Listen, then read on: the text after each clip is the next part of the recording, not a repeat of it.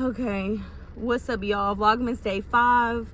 Ro and I went out to breakfast with my homegirl, and then I stopped to get some coffee. And while I was on my way home, I was kind of out the way, so I said, you know what, let me stop, feed him real quick. We're about 15 minutes out from the house, really a little less than that, but I didn't want my baby to be crying for 15 minutes, so I just whipped that titty out up in this neighborhood. Locked our doors.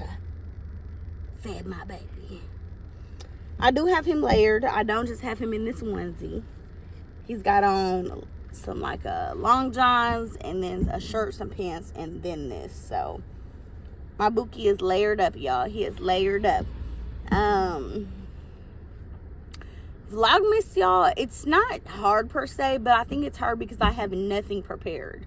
So every single day I'm banging out new content, and it's a lot, but you know, quality over quantity. So I think if I could get up all the videos but not be so set on, oh, it has to be at least 5 or it has to be at least 10 minutes, but just doing it from the heart, y'all. And from the heart today is, this is what our day looked like: breakfast, coffee, an errand, nursing my baby in the back seat of my car in a random neighborhood, and I had a prayer session when I was in the car, because you know, just I'm going through this situation, so having to really pray through it. And then my homegirl was having a lot on her plate, so y'all, this has just been a day of prayer, and just really having to give it to the Lord. I am very expectant of a job opportunity to come. I don't know how it's gonna come, and of course I'll give y'all a detail when it happens, or an update when it happens. But excuse me, son, what is you doing all that for? But yeah, y'all, so I'm expecting of a job opportunity that is going to exceed my salary expectations. I've been seeing a lot of testimonies about job provision, house provisions, all that good things. And speaking of house provision, I don't necessarily want to move into a new apartment, but I have a neighbor who's in a domestic violence situation. And it's to a point where I just kind of feel like it's unsafe, and I really want her to go ahead and get out her business, go on about her business. But I don't know how realistic that is, but I know God is, you know, cares about my baby's safety more than I care about my baby's safety, and my safety as his daughter, and her safety.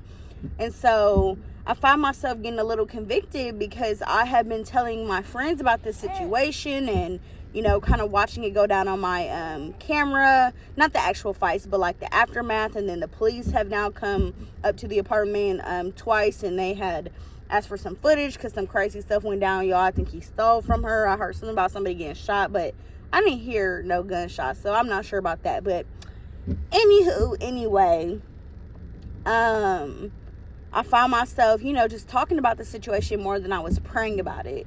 And I just was convicted of how often do we be talking about a situation and don't be praying about it, or how often do we act like we really care about the benefits of others or the needs of others, and then don't pray into those things. And so today I was reminded that there's so many things that other people need besides just me. And so I was intentional at breakfast this morning, to ask my homegirl, like, what do you need prayer for?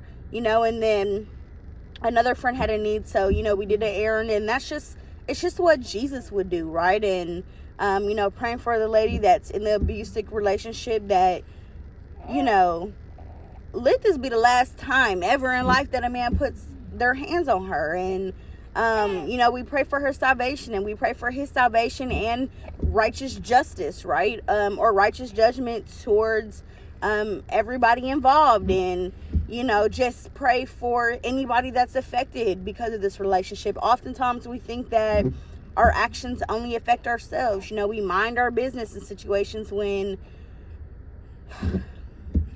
things affect everybody. You know, a woman who's in an abusive relationship, it it affects her parenting. It affects the way she shows up as a friend to others. It affects the way that she works. I mean, it affects other people. Everything you go through has the ability to affect other people. So I'm just sobered and reminded today to pray about things that don't just concern you, and genuinely pray for them. You know, set a timer and actually pray for 15 minutes for that friend that you know is in need. Pray that God heals and touches and restores relationships and mends broken hearts, and you know, just pray for other people, pray for situations, pray for your, you know, people in your apartment complex to be saved. Have a radical encounter in your apartment complex where folks are getting saved and left and right, and you might not even see the fruit of those prayers, or maybe you will, but pray bigger. Think bigger, y'all. Let's think bigger. What else was on my mind? Let's see more.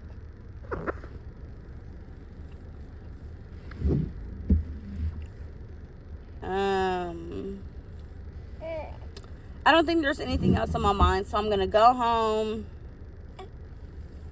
I'm gonna work. I haven't clocked in because I have been out all day, so I'm gonna clock in, do some work, edit my video, and I'm gonna do some more of my strategizing. So I wrote most things down, but now I just have to actually do them. I have some returns that I want to do, but I'll probably record that and have that in the next vlog. So bye. Y'all be well.